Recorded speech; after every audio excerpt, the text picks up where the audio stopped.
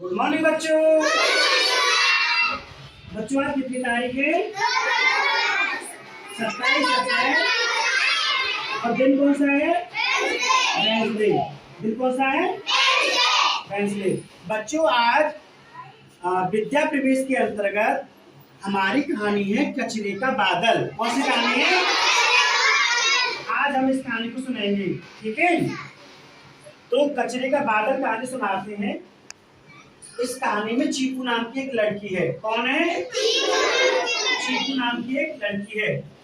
तो होता क्या है, चीकू जो है, चीकू के साथ कोई खेलना पसंद नहीं करता है और चीकू जो है सबसे दुखी लड़की है।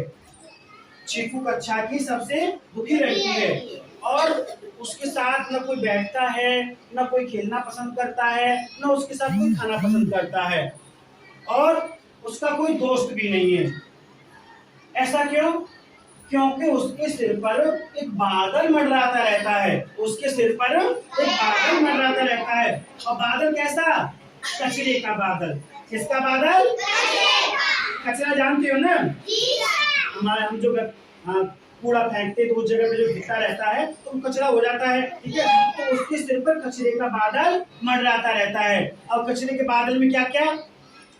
संतरे के छिलके, केले के छिलके, प्लास्टिक की टेढ़ी मेढ़ी बोतलें, पेंसिल की छीलन, पॉलीथीन और ये सब उसके सिर पर मंडराता रहता है और उस पर मक्खियां भिनभिनाती रहती हैं। उसके साथ कोई खेलना पसंद नहीं करता है और वो जो बहुत दुखी रहती है और न उसके साथ कोई खेलता है, न उसके साथ बैठ कर कोई खाना खाता है। वो जो हमेशा दुखी रहती है और मक्खियों का झुंड उसके सिर पर मंडराता रहता है। एक दिन वो स्कूल आ रही थी तो उसने आशा से कहा कि आशा, क्या तुम मेरे साथ स्कूल चलोगी? तो आशा उससे दूर भागी, हट, मैं तुम्हारे साथ नहीं जाऊंगी। वो दुखी हो गई।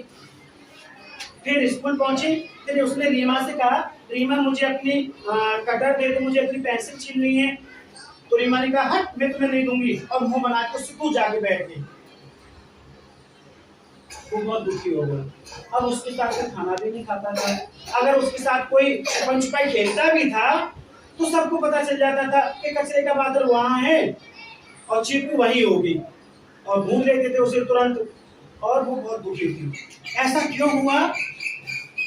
एक दिन की बात है, उसकी मम्मी उसे समझाती थी कि चीकू कचरा मत फेंका करो, केले के छिलके रोड पे मत फेंका करो और पेंसिल की छीलन इधर उधर मत फेंका करो, डस्टबिन में डाला करो, पॉलीथीन डस्टबिन में डाला करो। परंतु चीकू हंस के टाल देती थी और मम्मी से कहती, हट, मैं तो ऐसे ही फैलाऊंगी पूरा, मैं तो ऐसे ही कचरा फैलाऊंगी। और वो मम्मी की बात नहीं मानती थी। तो उसकी मम्मी बोली, देखना एक दिन ये कचरा तुम्हारे साथ ही रहेगा, देखना एक दिन ये कचरा तुम्हारे साथ ही रहेगा।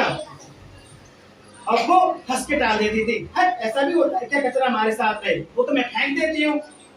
और एक दिन क्या होता है, जब वो सुबह जगी तो वो देखती है उसके चारों तरफ कचरा ही कचरा था।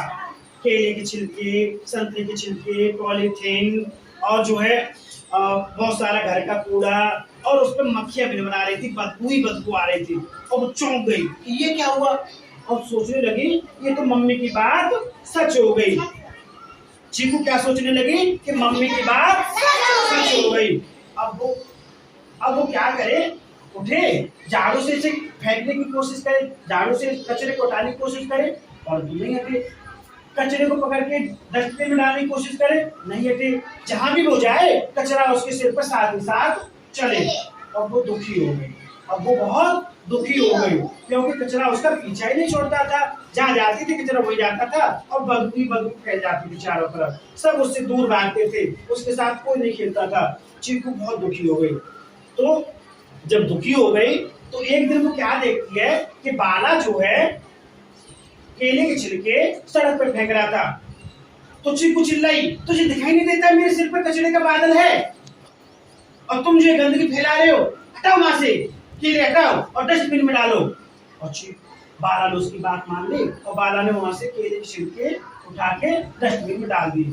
और दूसरे दिन क्या होता है, उसका जो कचरे का बादल था चीकू का थोड़ा छोटा हो गया। फिर अगले दिन वो क्या देखती है कि रीमा आंटी जो थी पॉलीथीन फेंक रही थी बाहर।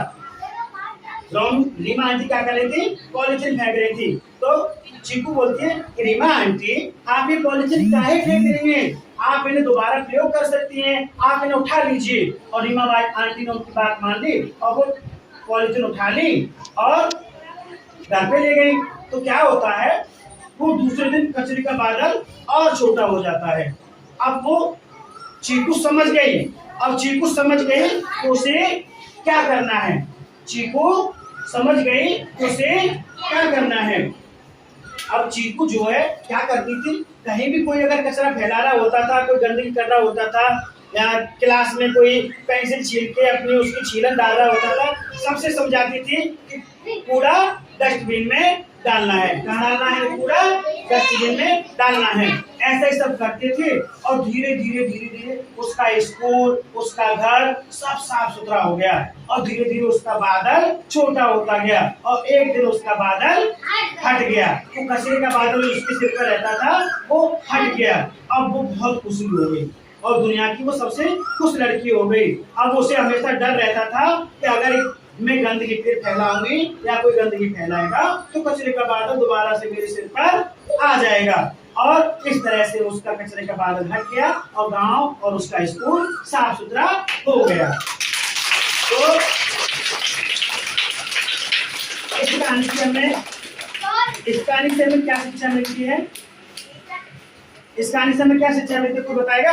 कूड़ा नहीं फेंकना चाहिए। हाँ, हमें कूड़ा जो है कूड़ेदान में ही फेंकना चाहिए, हमें कूड़ा इधर उधर नहीं फेंकना चाहिए।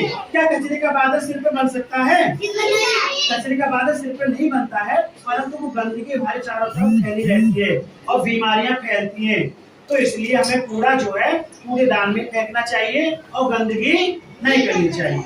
चलो ठीक है।